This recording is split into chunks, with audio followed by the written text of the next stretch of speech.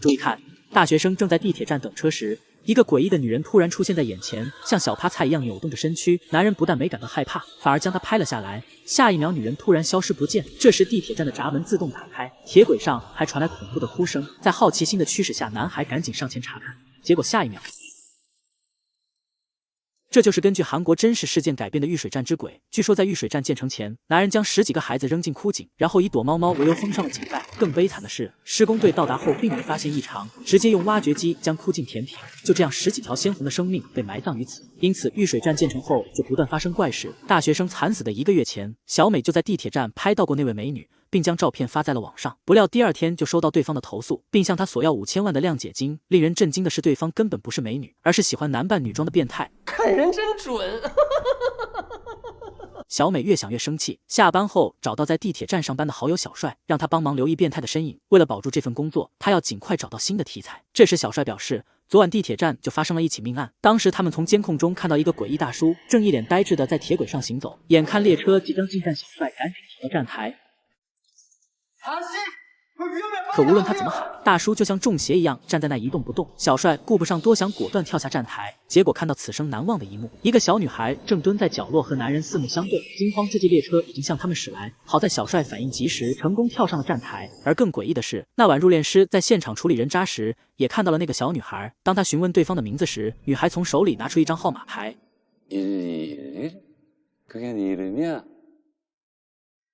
这时，一旁的工作人员突然大叫起来。当他回头再看时，女孩却消失不见。从那以后，入殓师的手上就多了一道诡异的疤痕。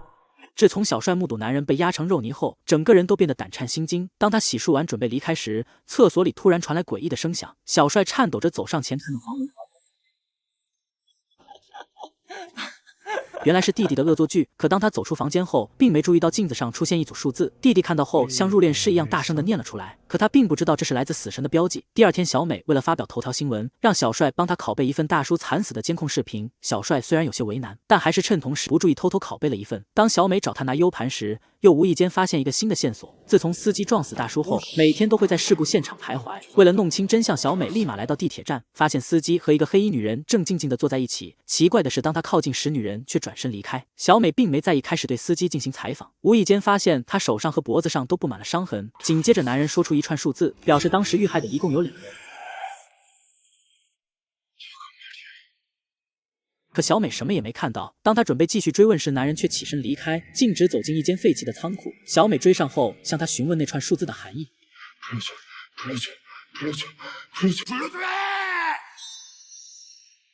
有了这些信息，他连夜发表了那篇文章，没想到第2天就登上了热搜，人人都在关注玉水站之鬼。就当小美准备下车时，突然被一只鬼手抓住。好在只是一场噩梦，可当他抬头去看时，却发现同事们正一脸阴森地盯着自己。原来视频爆火后，同事们都热情地为他庆祝。这时，严厉的女丧尸出现，给他们来了一个惊天反转，指责小美递新闻涉嫌造假。因为在他采访的1小时前，司机就已经自杀身亡，当时只有他一个人在那里自言自语。随后又跑到地下室对尸体进行了采访。小美被吓坏了，难道自己真的见鬼了吗？就在这时，入殓师打来电话，说他有了新的发现。小美听后带小帅一起来到停尸间，发现司机的脸上已经布满抓痕。入殓师向他们解释道，30年来每个在玉水站丧命的人身体上都有同样的掐痕。就在小美翻看以前的档案时，小帅惊讶地发现入殓师的手上也有掐痕，而更恐怖的是他身后还趴着一个小孩。小帅当场被吓尿，但眨眼间一切又恢复正常。小帅以为眼花了，并没在意。可当他回到宿舍后，发现同事的手上也有同样的掐痕。小帅感到震惊，急忙问他这到底是怎么回事。同事表示只是皮肤过敏，并无大碍。可他并不知道这是死神标记的夺命信号。注意看，醉酒的小趴菜正在补妆时，头顶的灯光突然闪烁起来，下一秒一个小男孩乍现眼前，脸上也出现可怕的死亡标记。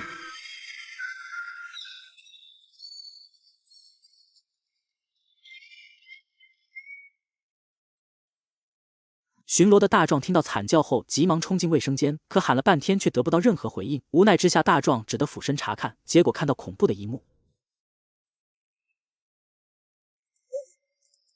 大壮想要逃跑，但早就为时已晚。紧接着，一只鬼手出现，将他拖进黑暗。就这样，一男一女在卫生间领了盒饭。得知消息后，小美急忙找到小帅，发现他蹲在地上哭得撕心裂肺。原来那晚和他同事分开后，刚走出公司就撞见一个小女孩，而且衣服上还挂着一串数字。看着小女孩犀利的眼神，小帅便着魔般的念了出来。晚上睡觉时，小女孩再次现身，紧接着一群小鬼爬满全身，小帅被吓坏，在床上拼命挣扎。下一秒，直接来到一处深井。就在他不知所措时，大壮突然出现在眼前。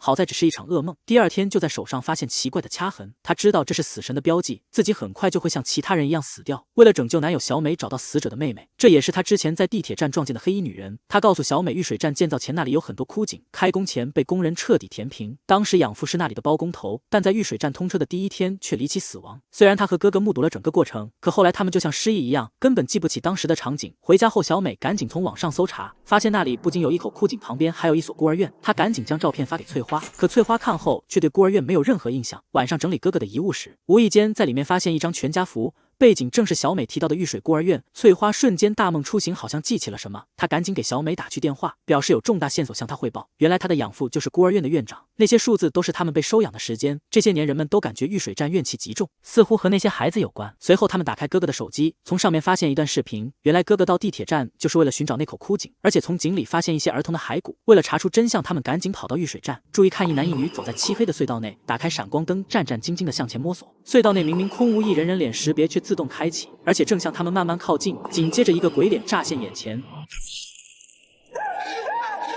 小帅被吓得瘫倒在地，小美见状急忙上前安慰。就在这时，小美的声音从身后传来，这让她更加害怕。如果身后的是小美，那眼前的又会是谁呢？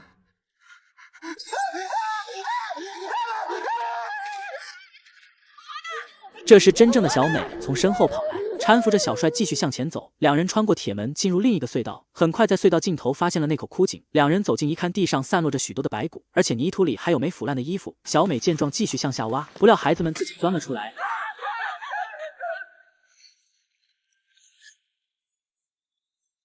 下一秒，十几个冤魂出现在眼前。小美见状，赶紧喊出大威天门，这才将小鬼定在了原地。看着一个个稚嫩的面孔，小美向他们承诺，一定会将他们的怨恨公之于众。被埋葬30多年，终于有人帮他们沉冤昭雪。小鬼大叫一声，将所有怨气释放后全部消散。看着地上的骸骨，小美感到无比心痛，一条条鲜活的生命就这样戛然而止。回去后，小美连夜加班，很快将这条新闻上传到网上。结果第二天刚到公司就被女丧司破口大骂，指责她宣传封建迷信。原来30年前她就知道孩子被掩埋的事实，当时玉水站为了掩盖真相，花重金收买女上司，将这件事压了下来。如今小美却将它做成了独家新闻，所以她才会大发雷霆。报道发不出去，小孩的怨气就不会消散。晚上小帅刚回到宿舍，就遭到鬼魂的袭击。小帅被吓坏了，大叫着跑出房间，一抬头正好看到之前的入殓师，而且他手上的掐痕已经彻底消除。为了活命，小帅直接找到入殓师，向他询问解除诅咒的办法。原来在他们的怨气化解前，诅咒根本不会消散，只能将它转移到其他人身上。入殓师就是威胁翠花念出那串数字后才摆脱的诅咒。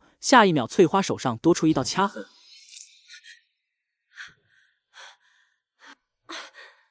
看到这张熟悉的面孔，翠花终于记起了那段悲惨的童年遭遇。原来她和哥哥从小就被送进孤儿院，更禽兽的是，养父利用这些孤儿做着贩卖器官的交易。后来得知孤儿院要被修成地铁站，他害怕事情败露，就将这些孩子扔进枯井毁尸灭迹。当孩子们一脸绝望时，井盖又突然打开，原来在哥哥的哀求下，养父才答应放过翠花。1001, 너만 올라와。这时，一个小女孩突然抓住翠花。 올라가서 내 이름 불러달라 그래? 나 여기 너무 무서워. 내 이름 불러줘. 조용히 해。 孩子们天真的以为只要叫到号码就能活命，没想到这一等就是30年。因此，那串数字成了他们永远的执念，死后仍希望有人喊出他们的名字。而刚才给他留下死亡印记的小女孩，正是当时向他求救的好友。另一边，小帅得知破解诅咒的办法后，将人性的险恶演绎得淋漓尽致。第二天一早给小美打去电话，表示自己换了新号码，让她赶紧记下来。小美也没多想，随口念了出来。结果发现这串数字的后4位正是小帅的诅咒号码。小美被惊呆了，没想到如此煞费苦心，结果被深爱的男友狠狠插了一刀。看来在死亡面前，一切都是浮云。就这样，小帅把诅咒传给了小美。就在他一筹莫展时，无意间发现自己发表的文章居然被女上司修改后成功发表。更可恨的是，他不仅隐瞒了孤儿被埋葬的事实，还让手下劝他自动离职。这一刻，小美彻底暴怒，气势汹汹地来到公司，直接找到女上司与其对峙，将她30年前的所作所为全盘托出。女上司听后仍表现出一脸不屑的样子，可小美根本不在乎这些，直接拿出一张纸条，表示只要念出上面的数字，她就永远离开公司。面对赤裸裸的挑衅，女上司丝毫不惧，拿起纸条后果断念了出来。小美得到自己想要的结果后，潇洒地转身离开，坐等女上司惨死的新闻。